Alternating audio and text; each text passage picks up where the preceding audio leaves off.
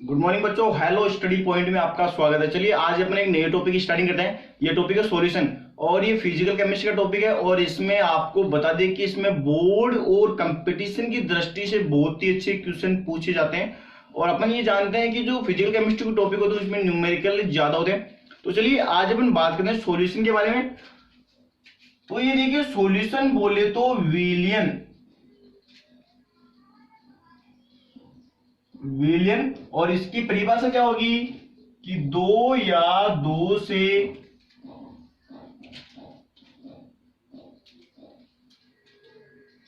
अधिक पदार्थों का समांगी मिश्रण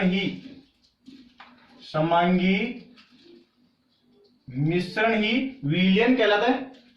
अब यहाँ पे आप देखिए, पहले अपन ने इनको समझते हैं कि पदार्थ क्या है और समांगी मिश्रण क्या है। तो अपन ने 11th में भी पढ़ा था कि पदार्थ को ही क्या बोलेंगे, द्रव्य।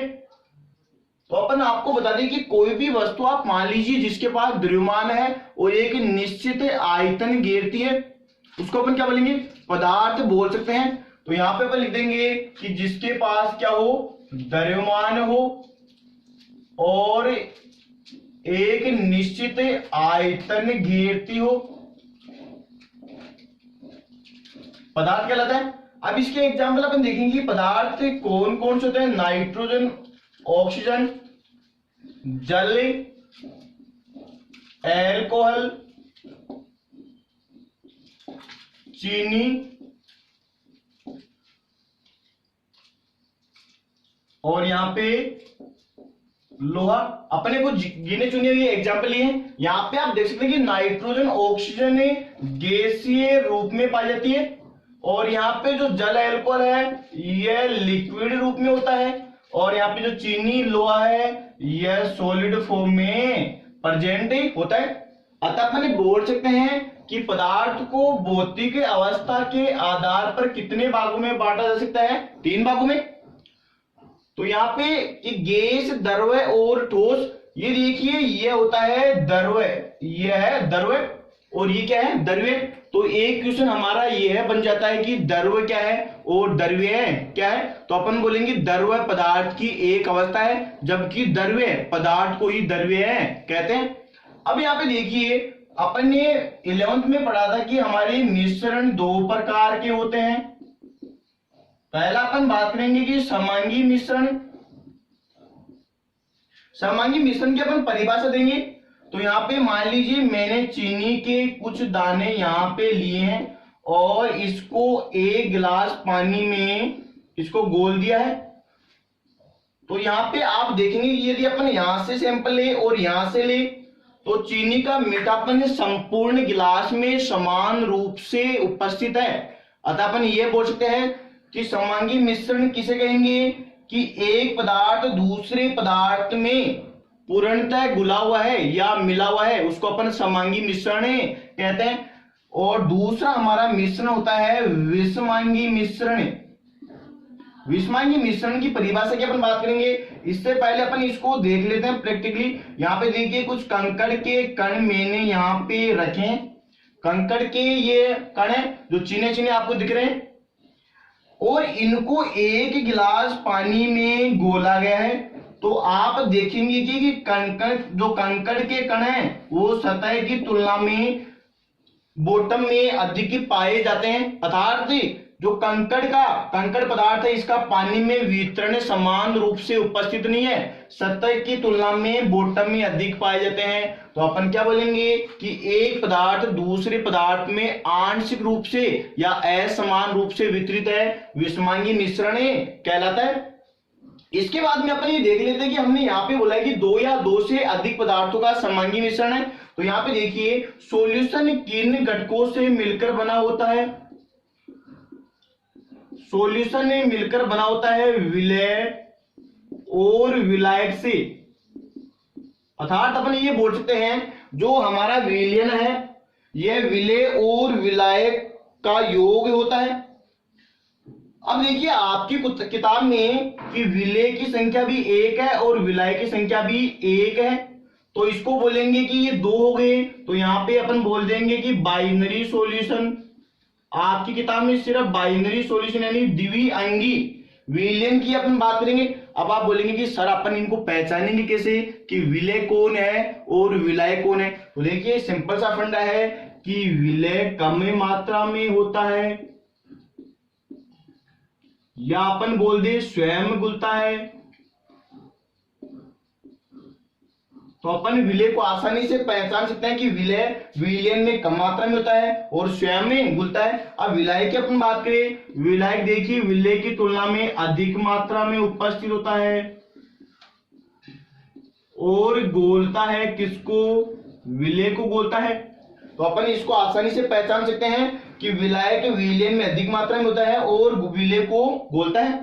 लेकिन ये हमेशा सत्य नहीं होता है, कई बार ऐसा रेयर केस आते हैं जिनमें विलय की मात्रा विलायक से ज्यादा होती है। अब देखिए यहाँ पे आप देख सकते हैं कि विलय भी पदार्थ और विलायक भी क्या है, पदार्थ है। लेकिन जो विलयन की प्रकृति कैसी होगी कि अपन जानते हैं पदार्थ तीन प्रकार के होते हैं, ठोस, द्रव्य और गैस। तो यहाँ पे जो विलयन की प्रकृति कौन डिसाइड करता है, विलायक, क्योंकि विलायक अधिक मात्रा में उपस्थित होता है। तो यहाँ पे विलायक गैस भी हो सकता है, लिक्विड भी हो सकता है और सॉलिड भी हो सकता है। यदि विलायक लिक्विड होगा तो यहाँ पे विलयन भी कैसा होगा, लिक्विड। और यदि ठोस है तो विलयन भी कैसा होगा, ठोस अवस्था में हो सकता है। तो इस आधार पर विलायक की प्रकृति के आधार पर विलयन को तीन भागों में अपन बांट सकते हैं, या अपन ये बोल सकते हैं कि विलयन विलायक की प्रकृति पर निर्भर करता है। अब देखिए हम यहाँ पे बात करेंगे कि गैसीय विलयन क्या होता है, गैसीय विलयन। तो यहाँ पे आप देख सकते हैं कि गैसीय, इसका मतलब विलायक क्या होगा, विलायक तो गैस अवस्था में उपस्थित होगा।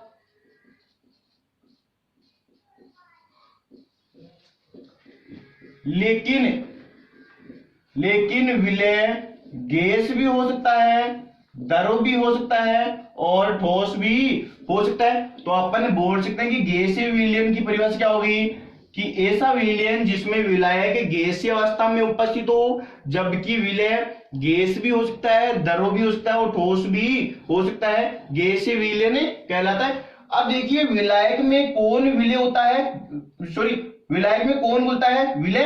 तो यहाँ पे गैस के अपन एग्जांपल देखेंगे कि गैस में कौन मिक्स है, गैस। तो यहाँ पे दो गैसों का मिश्रण हो जाएगा कि नाइट्रोजन ऑक्सीजन मान लीजिए या नाइट्रोजन क्लोरीन मान लीजिए, कि अपन द्विअंगी घटकों की बात करें।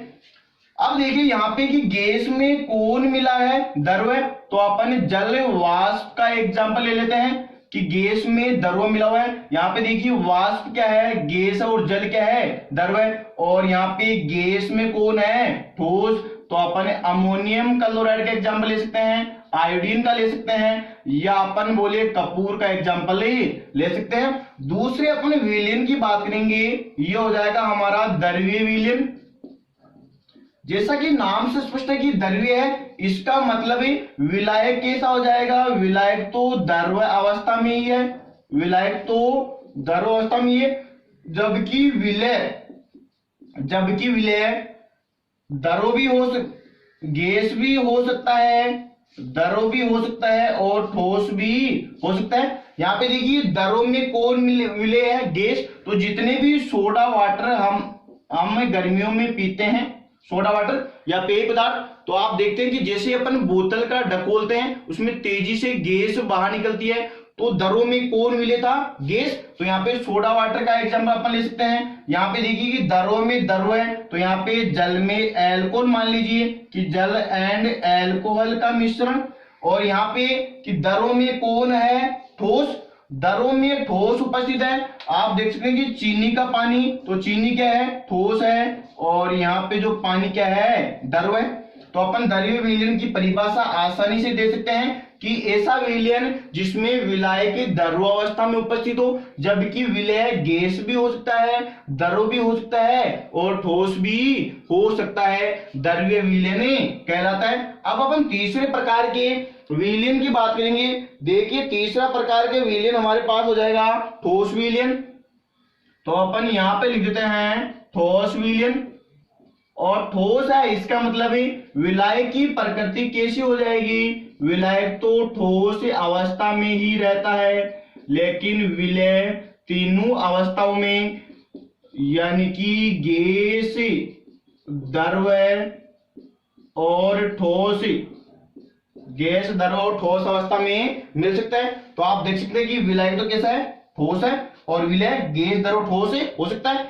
अब गैस मिला हुआ है तो अपन देखेंगे कि निकिल, पैलेडियम, प्लेटिनम को यदि हाइड्रोजन की उपस्थिति में रखते हैं तो यहाँ पे उत्प्रेरक की अपचयन होता है, क्यों अपन जानते हैं निकिल, पैलेडियम, प्लेटिनम ये डी ब्लॉक की धातु हैं और उत्प्रेरक की भांति कार्य करती है, लेकिन यहाँ पे हाइड्रोजन की उपस्थिति में हो रहा है तो अपन क्या बोलेंगे, उत्प्रेरक की अपचयन, कैटालाइटिक रिडक्शन इसको बोलते हैं। यहाँ पे आप देख सकते हैं कि ठोस में द्रव घुला हुआ है तो आप देख सकते हैं कि जिंक अमलगम और मैग्नीशियम अमलगम।